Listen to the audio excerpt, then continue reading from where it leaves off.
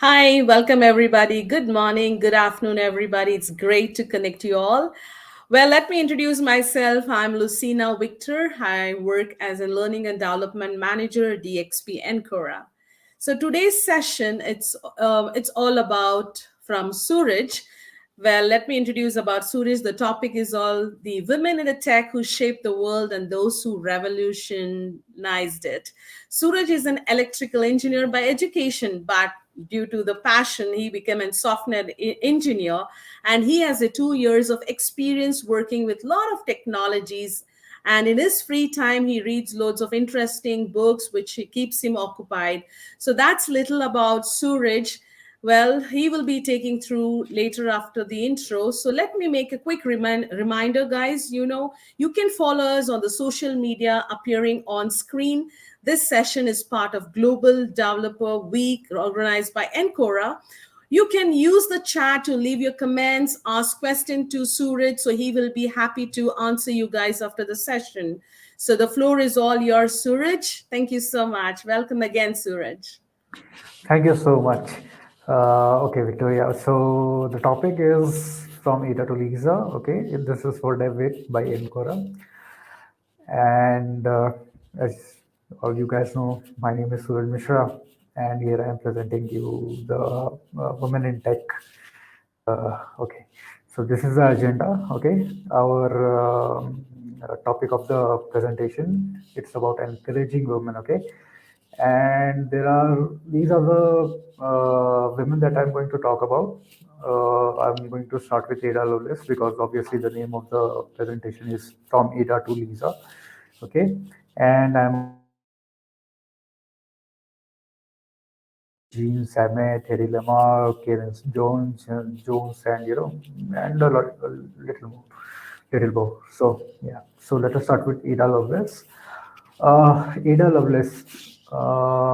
She was the first programmer. I mean, literally, she invented the first programming language. She used to work with Charles Babbage. Okay, all of you must know him as the father of the modern computing, right? But what happened is, he created a analytical machine. He literally called it an analytical machine, not a computer, because it was used to compute, but it was basically an analytical machine. It was just for doing sums of 1 plus 2 plus 3 or division or multiplication, all that kind of stuff.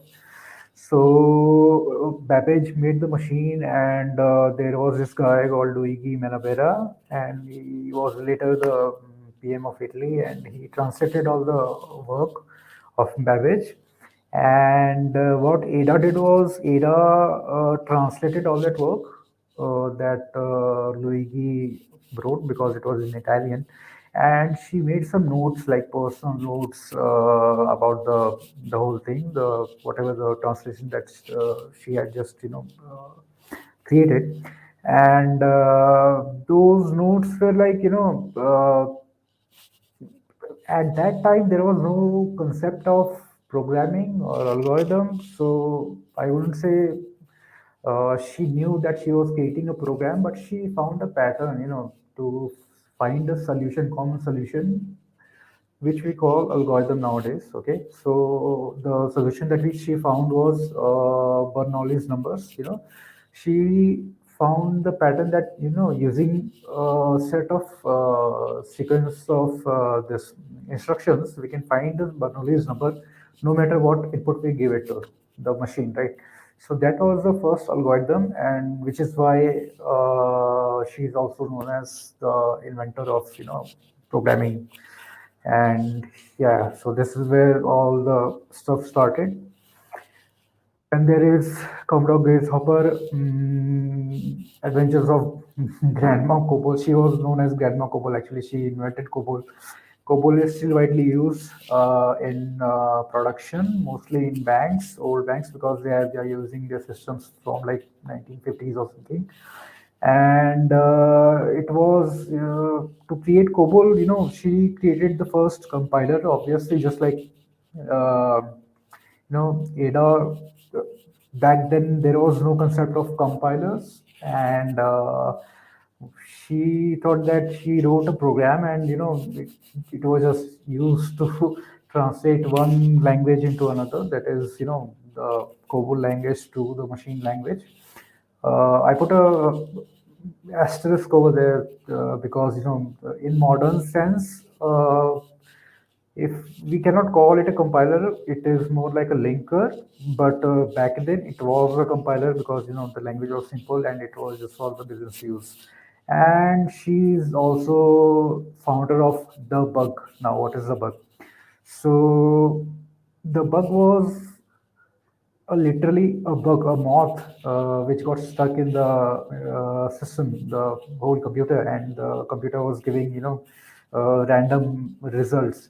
So she went and, went inside the server room and saw, went through all the electrical circuits and all of that, and she found a moth. And she took it and, put it on a book, and she wrote, she found a bug in the, program. So this is where the, the bug concept came from, or popularized it. But back then, she didn't toss the term the bug. She used to just say, there was some issue with the program, and later on, people started calling it the bug.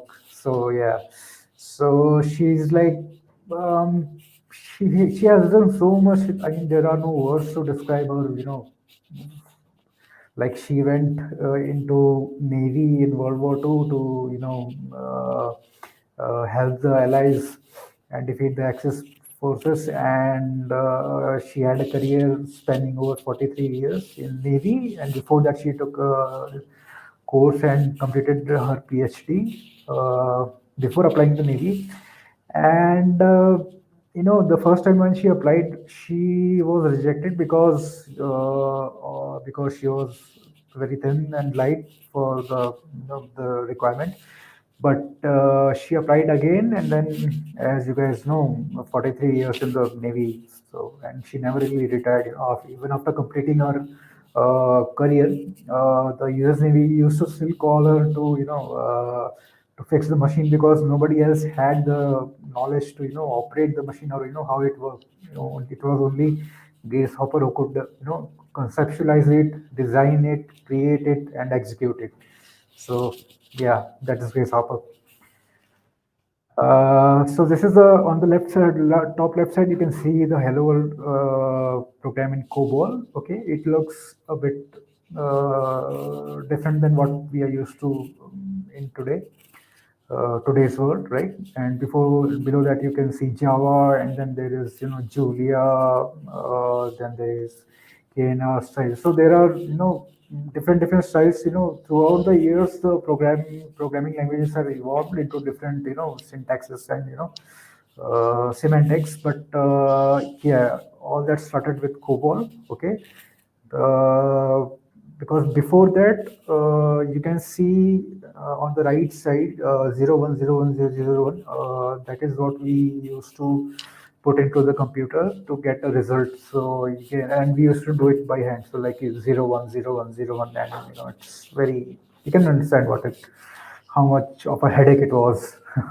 So yeah, so if we run the program that you see over there, you get the hello world as a result. So for such a string, you for such a long binary numbers, you get such a small result. So yeah, this is important because the next thing that we are going to talk about is something that Jean Salmon did when she was working with SpeedAct. Okay, she was also in the same team that invented COBOL. COBOL was invented by not just by Grace, but there was like a team of 6 people. Grace was the one who was leading it, and Gene Samet was the one who brought Grace to the team to develop COBOL. Okay. And yes, she had a PhD in mathematics, and later in her career, she started working on a company called Sperry Gyroscope, and they had this very new system back then called SpeedAC, and they hired Gene to work on the SpeedAC. They used to Again, back then there was just binary, right? The COBOL programming language was still in its experiment and infancy, and it was not out of lab or in production. So she gave Sperry Gyroscope, the company, 20 line code only, okay, for the speed X, so that it kind of a loader to load the program, okay, and it took like 3 days or something to manually put all the convert the 20 line program by hand into the binary and put it into the speed X. So yeah, so this is how far we have come, from 20 line that takes like 3 minutes or 5 minutes or something, or maybe 10 minutes if it's the algorithm is very hard to like. It used to take 3 days. So yeah, thanks, Jean. She's one of the giant whose shoulders others stood on, and the other is Grace. So yeah, they were very good friends actually. So then there is Betty Holberton, very interesting story about her. I like to call her the exterminator because she invented the breakpoints in computer debugging. Okay, so yeah, I would like to thank Betty for on behalf of whole mankind for inventing breakpoints, made our job so much easy. So yeah, so she was back then. It used to be like only men were allowed to work in technical streams or army, okay, and a very few section of career were accessible to the women.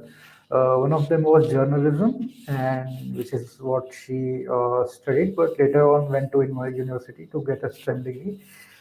STEM is like science and technical engineering, mathematics, and stuff. And on a first day of her math class, her math professor told her like, go home and raise children because that's what women do. And it was kind of I mean, kind of an insult, you could say. Not a kind of, it was an actual insult.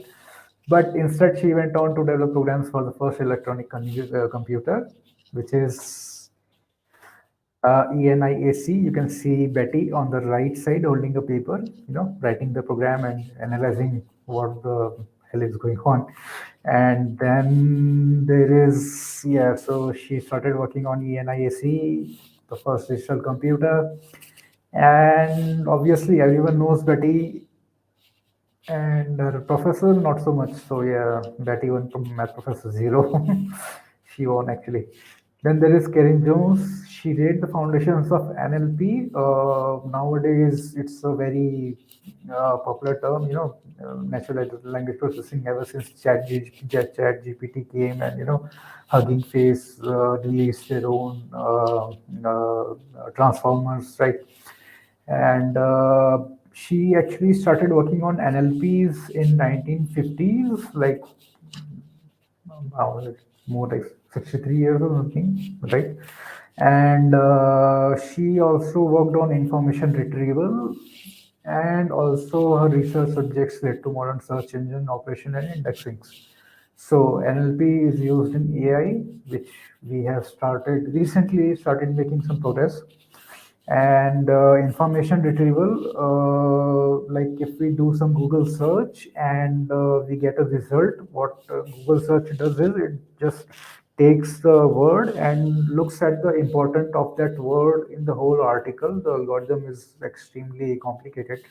uh, and yeah, she was the first one who started working on it.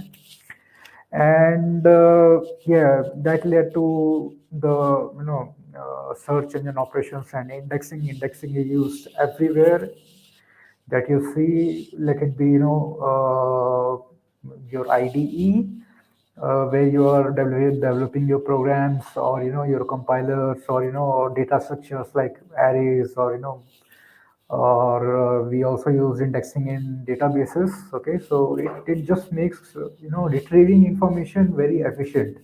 Okay, so yeah, that is Kevin Jones.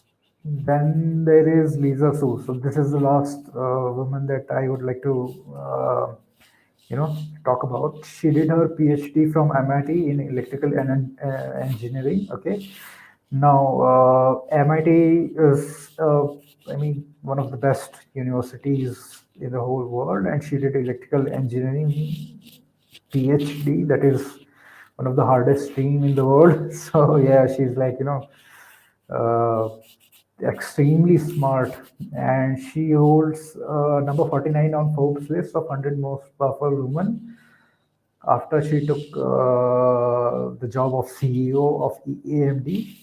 Because after taking the job of CEO of AMD, she released a new kind of processor, like completely revolutionized the whole processor architecture by introducing Ryzen. Okay, Ryzen's first version back in, I think it was 2017, and right now we are on Ryzen 7. Back then, there was a monopoly of one company in microprocessors, right? In desktop microprocessors, that is x86 underscore 6 x64.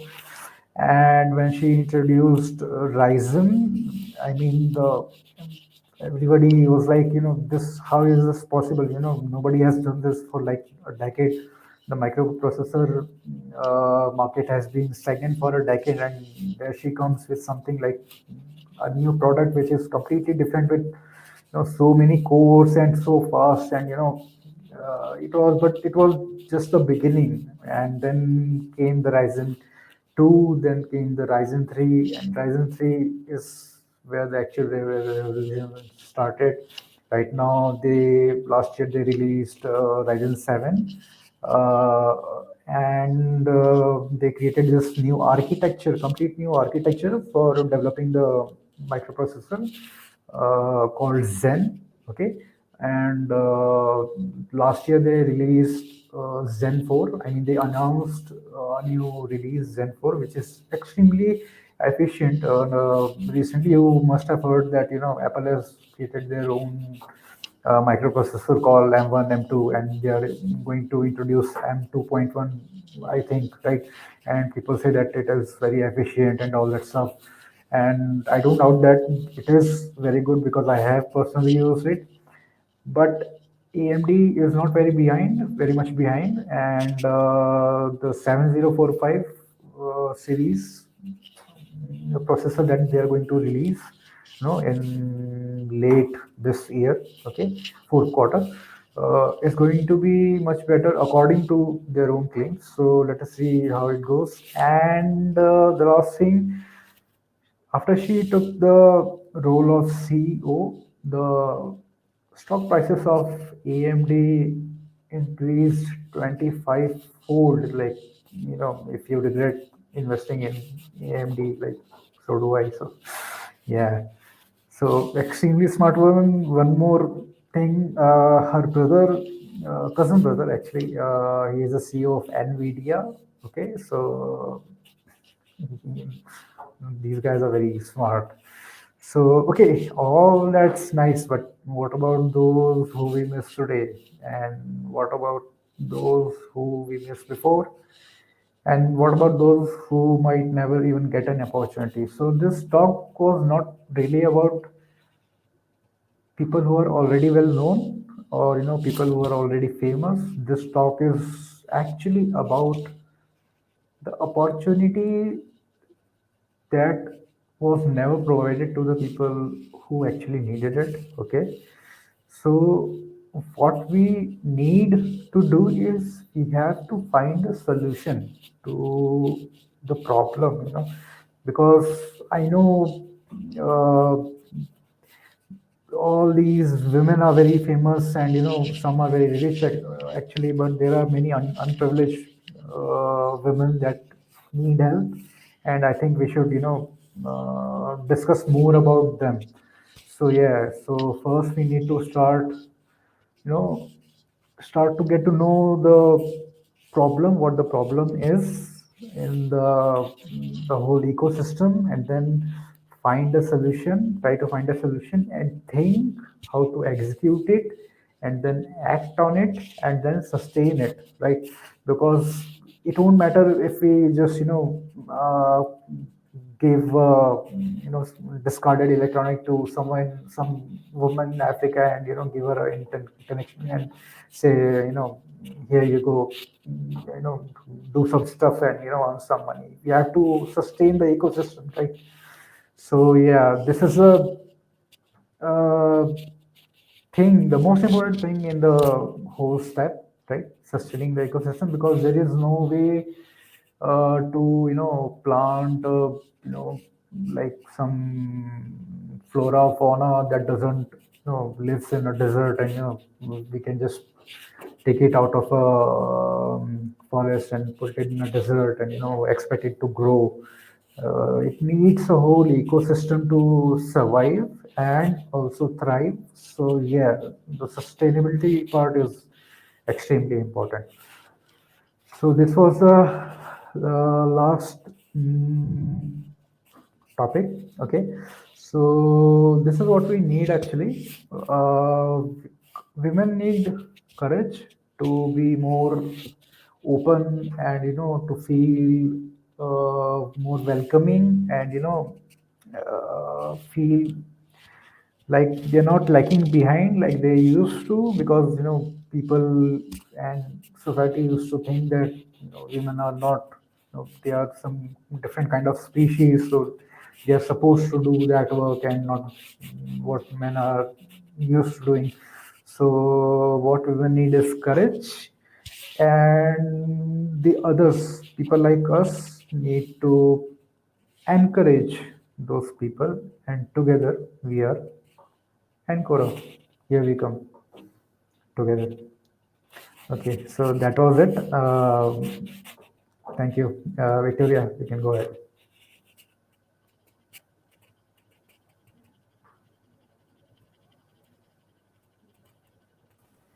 All right. Thank you, Suraj. Indeed, it was a great session that how a woman is being need to be courageous and encouraged through these examples that has been set here for every woman. That was a wonderful talk. Thank you so much for the great session, and we are grateful for this session, Suraj. Well, you all can just leave the comment on the comment box where Suraj will be happy to answer the comment, guys. And well, I could like to announce the next session. About the next session is starting now. Remember to return to the official website, review your agenda for the next session. That will be great, where you would be able to see a couple of sessions that has been hosted by Encora, guys. Thank you, and thank you so much again, Suraj. Have a lovely time. Thank you. Bye bye.